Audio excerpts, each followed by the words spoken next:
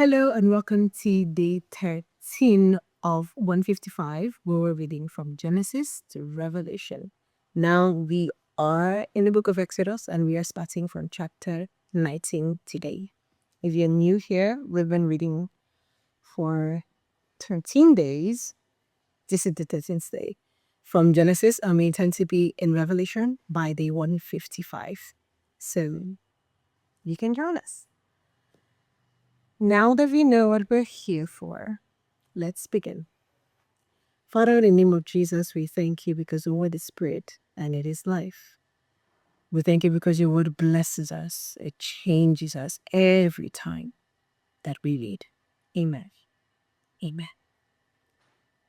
Chapter 19. On the first day of the third month, after the Israelites left, on that very day, they came to the desert of Sinai.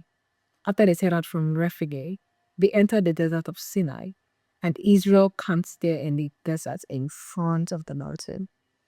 Then Moses went up to God, and the Lord called to him from the mountain and said, "This is what you are to say to the descendants of Jacob, and what you are to tell the people of Israel.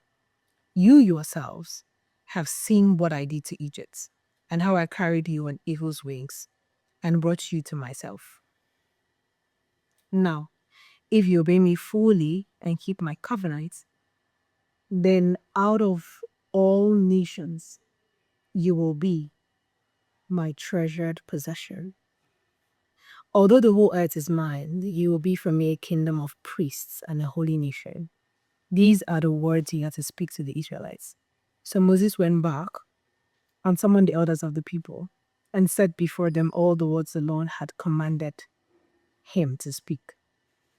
The people all responded together, "We will do everything the Lord has said." So Moses brought the answer back to the Lord. The Lord said to Moses, "I'm going to come to you in a dense cloud, so that the people will hear me speaking with you.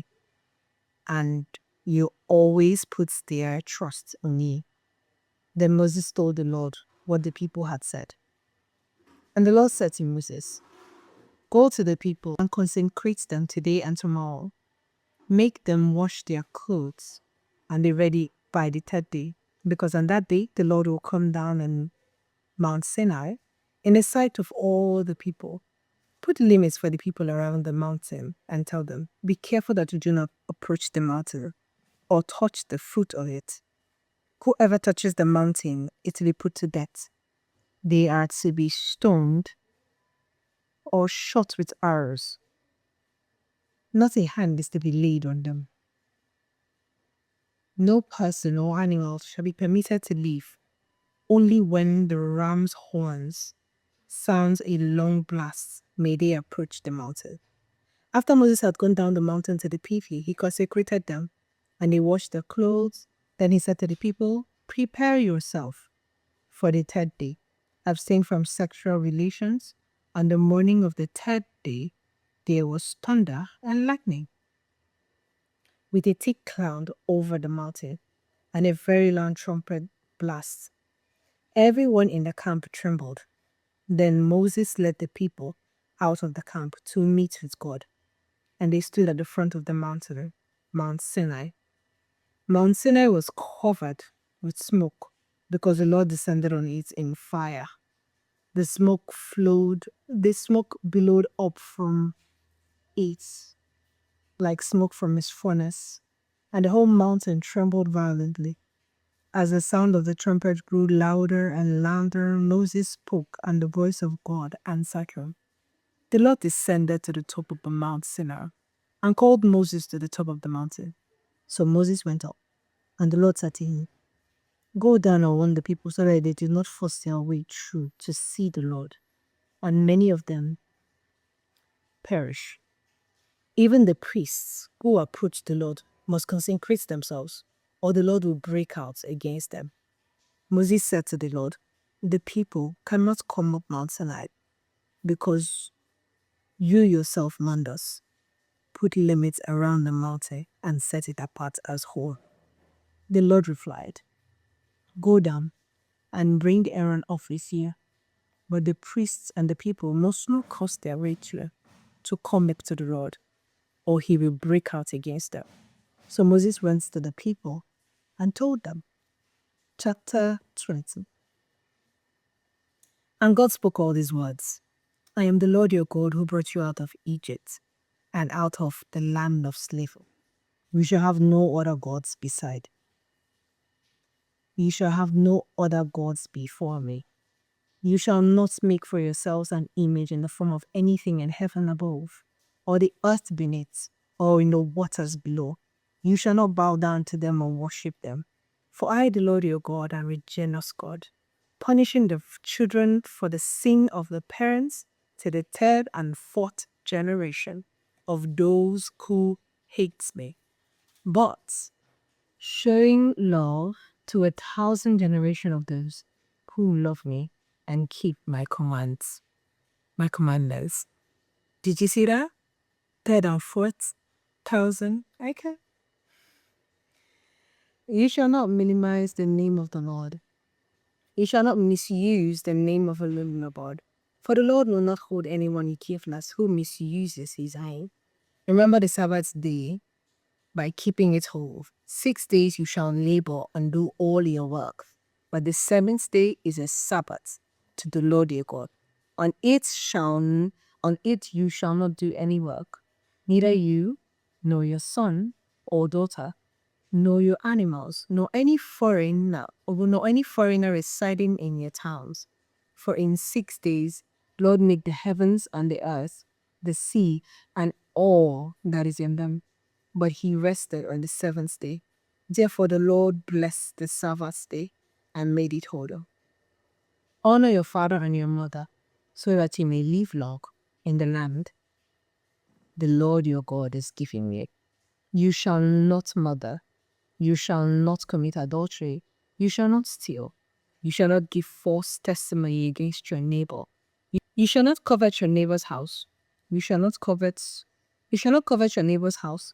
You shall not covet your neighbor's wife, or his male or female servants, his ox or donkey, or anything that belongs to your neighbor. When the people saw the thunder and lightning, and heard the trumpet, and saw the mountain in smoke, they trembled with fear.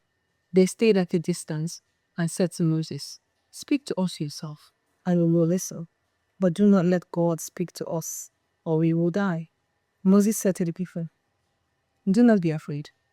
God has come to test you, so that the fear of God will be with you, to keep you from sinning." The people remained at a distance while Moses approached the deep darkness where God was.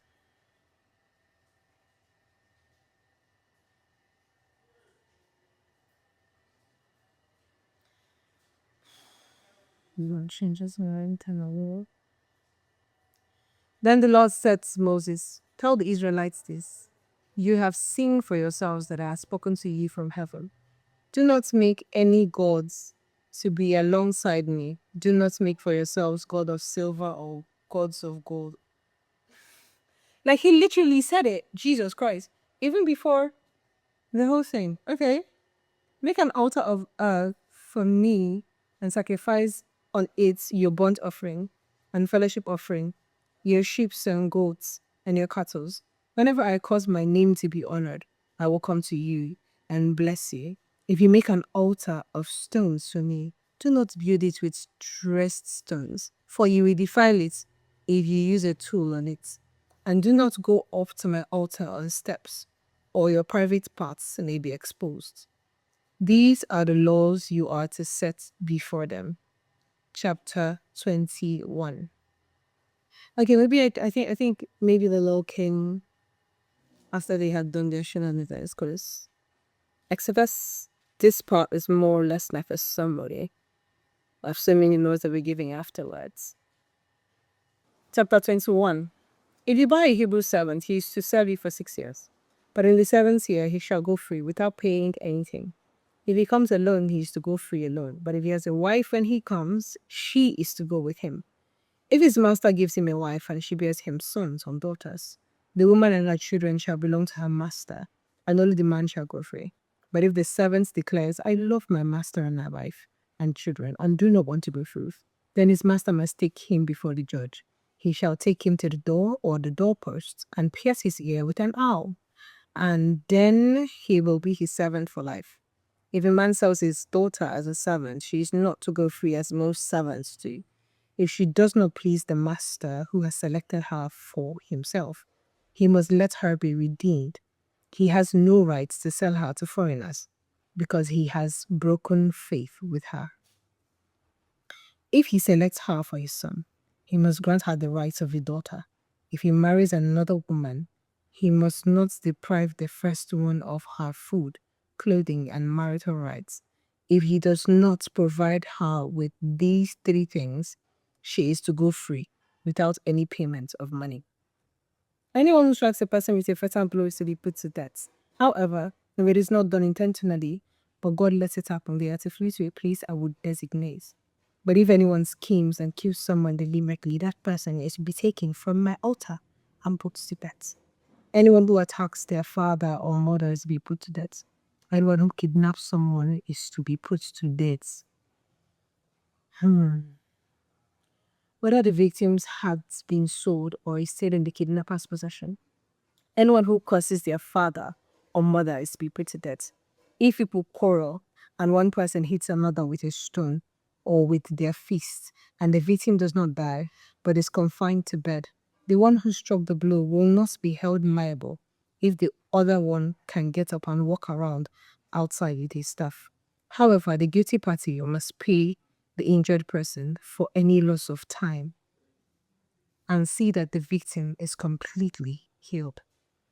Anyone who beats their male or female servant with a rod must be punished if the male dies as a direct result. But they are not to be punished if the slave recovers after a day or two, since the slave is their property. If the people are fighting and hit a pregnant woman and she gives birth prematurely, but there is no serious injury, the offender must be fined whatever the woman's husband demands and the court allows. But if there is serious injury, you are to take life for life, eye for eye, tooth for tooth, hand for hand, foot for foot, burn for burn, wound for wound, bruise for bruise. An owner who hits a male or female slave in the eye and destroys it must let the slave go free to compensate for the eye. And an owner who knocks out the tooth of a male or female servant must let the slave go free to compensate for the tooth. If a bull gores a man or a woman to death, the bull is to be stoned to death and its meat must not be eaten. But the owner of the bull will not be held responsible.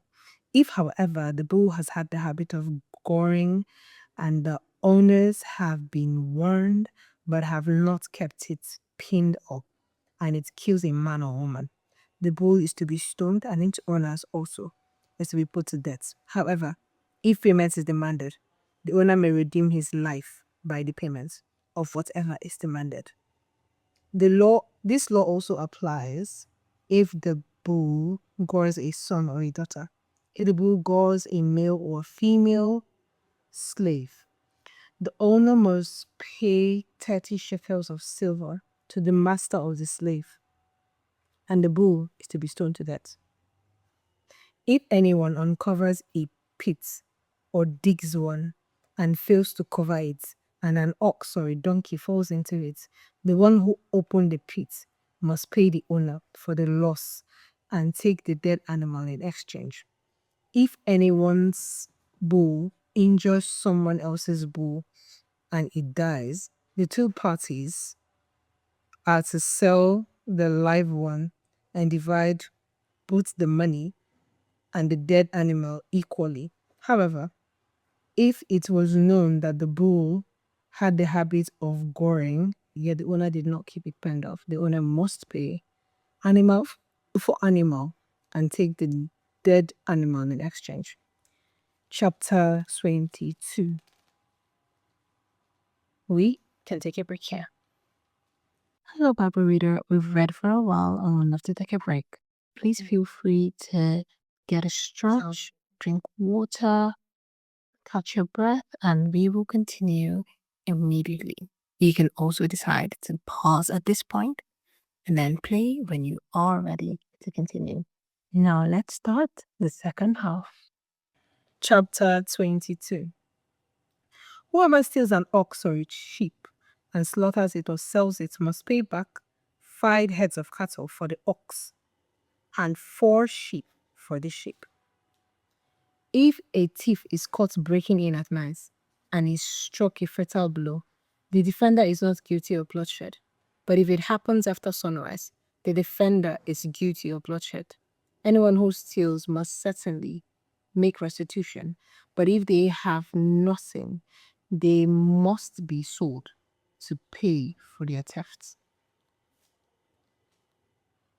If the stolen animal is found alive in their possession, whether ox or donkey or sheep, they must pay back double. If anyone grazes their livestock in a field or vineyard and lets them stray, and they graze in someone else's field, the offender must make restitution from the best of their own field or vineyard. If a fire breaks out and spreads into thorn bushes so that it burns sheaves of corn or standing corn or the whole field, the one who started the fire must make restitution. If anyone gives a neighbor silver or gold for safekeeping and they are stolen from the neighbor's house, the thief, if caught, must pay back double. But if the thief is not found, the owner of the house must appear before the judge, and they must determine whether the owner of the house has laid hands on the other person's property. In all cases of illegal possession of an ox, donkey, sheep, or a garment, or any other lost property.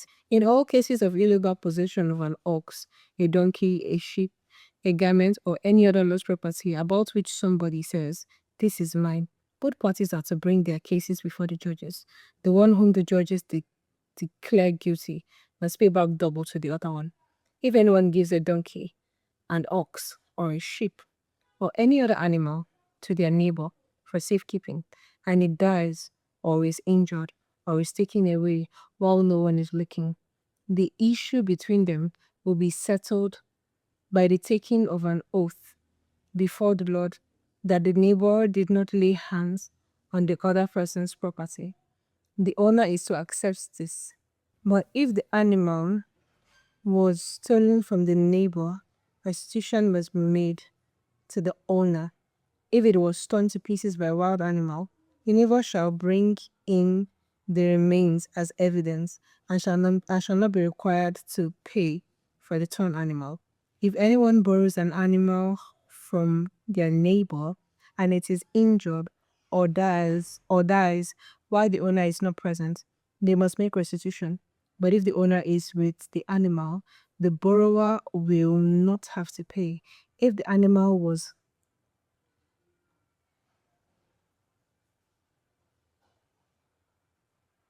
hired, the money paid for the hire covers the loss. If a man seduces a virgin who is not pledged to be married and sleeps with her, he must pay the bride price, and she shall be his wife. If her father absolutely refuses to give her to him, he must still pay the bride price for virgins. Do not allow a sorceress to live. Anyone who has sexual relations with an animal is to be put to death. Whoever sacrifices to any god other than the Lord must be destroyed. Do not entreat or oppress a foreigner, for you were foreigners in Egypt. Do not take advantage of the widow or the fatherless. If you do and they cry out to me, I will certainly hear their cry. My anger will be aroused and I will kill you in the sword. Your wives will become widows and your children fatherless. If you lend money to one of my people among you who is needy, do not treat it like a business deal. Charge no interest. If you take your neighbor's cloak as a pledge, return it by sunset, because that cloak is the only cover your neighbor has. What else can they sleep in? When they cry out to me, I will hear, for I am compassionate. Do not blaspheme God or curse the ruler of your people. Do not hold back offerings from your granaries or your vats. You must give me the firstborn of your sons. Do the same with your cattle and your sheep. Let them stay with their mothers, for 7 days, but give them to me on the 8th day. You are to be my holy people, so do not eat the meat of an animal torn by wild beasts. Throw it to the dogs. Chapter 23. Do not spread false reports. Do not help a guilty person by being a malicious witness. Do not follow the crowd in doing wrong. When you give testimony in a lawsuit, do not pervert justice by siding with the crowd, and do not show favoritism to a poor person in a lawsuit. That's weird. If you come across your enemy's ox or donkeys wandering off, be sure to return it. If you see the donkey of someone who hates you falling down under its load, do not leave it there. Be sure you help them with it. Do not deny justice to poor people in their lawsuits. Have nothing to do with a false charge, and do not put an innocent or honest person to death, for I will not acquit the guilty. Do not accept a bribe, for a bribe blinds those who see and twist the words of the innocent. Do not oppress a foreigner. You yourself know how it feels to be foreigners because you were foreigners in Egypt. For 6 years you are to sow your fields and harvest the crop. But during the 7th year, let the land lie unplowed and unused. Then the poor among your people may get fruit from it, and the wild animals may eat what is left. Do the same with your vineyard and your olive grove. 6 days do your work, but on the 7th day do not work, so that your ox and your oxen may rest, so that the slave born in your household and the foreigner living among you may be refreshed. Be careful to do everything I have said to you. Do not invoke the names of other gods. Do not let them be heard on your lips. 3 times a year you are to celebrate a festival to me. Celebrate the festival of unleavened bread. For 7 days eat bread made without yeast, as I commanded you. Do this at the appointed time in the month of Aviv, for in that month you came out of Egypt. No one is to appear before me empty-handed. Celebrate the festival of harvest with the first fruits of the crop you sow in your fields. Celebrate the festival of ingathering at the end of the year, when you gather in your crops from the field. 3 times a year all the men are to appear before the sovereign Lord. Do not offer the blood of a sacrifice to me, along with anything containing yeast. The fat of my festival offerings must not be kept until morning. Bring the best of the first fruits of your soil to the house of the Lord your God. Do not cook a young goat in its mother's milk. See, I am sending an angel ahead of you to guide you along the way and to bring you to the place I have prepared. Pay attention to him and listen to what he says. Do not rebel against him, for he will not forgive your rebellion, since my name is in him. If you listen carefully to what he says and do all that I say, I will be an enemy to your enemies, and I will oppose those who oppose you. My angel will go ahead of you and bring you into the land of the Amorites, Hittites, Perizzites, Canaanites, Hivites, and Jebusites, and I will wipe them out. Do not bow down before their gods or worship them or follow their practices. You must demolish them and break their sacred stones to pieces. Worship the Lord your God, and his blessings will be on your food and water. I will take away disease from among you, and none will miscarry or be barren in your land. I will give you a full lifespan. I will send my terror ahead of you and throw into confusion every nation you encounter. I will make all your enemies turn their backs and run. I will send the hornet ahead of you to drive the Hivites, Canaanites, and Hittites out of your way. But I will not drive them out in a single year, because the land would become desolate and the wild animals too numerous for you.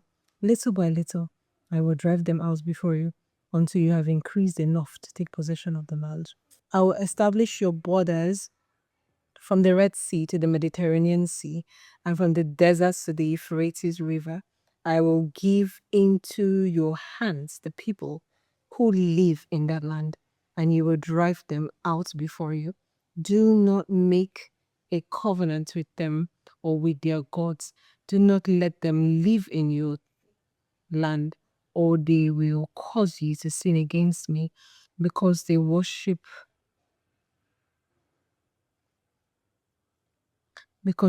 of their gods will certainly be a snare to you. Chapter 24. Then the Lord said to Moses, "Come up to the Lord, you and Aaron, Nadab and Abihu, and the 70 of the elders of Israel, for you are to worship at a distance, but Moses alone is to approach the Lord. The others must not come near, and the people may not come up with him." When Moses went and told the people all the Lord's words and laws, they responded with one voice, "Everything the Lord has said, we will do." Moses then wrote down everything the Lord had said. He got up early the next morning and built an altar at the foot of the mountain and set up 12 stone pillars representing the 12 tribes of Israel. Then he sent young Israelite men, and they offered burnt offerings and sacrificed young bulls as fellowship offerings to the Lord. Moses took half of the blood and put it in bowls, and the other half he splashed against the altar. Then he took the book of the covenant and read it to the people. They responded, "We will do everything the Lord has said.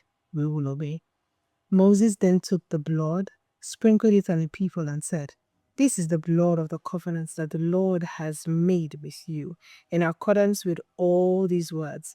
Moses and Aaron, Nadab and Abihu, and the 70 elders of Israel went up and saw the God of Israel. Under his feet was something like a pavement made of lapis lazuli, as bright blue as the sky.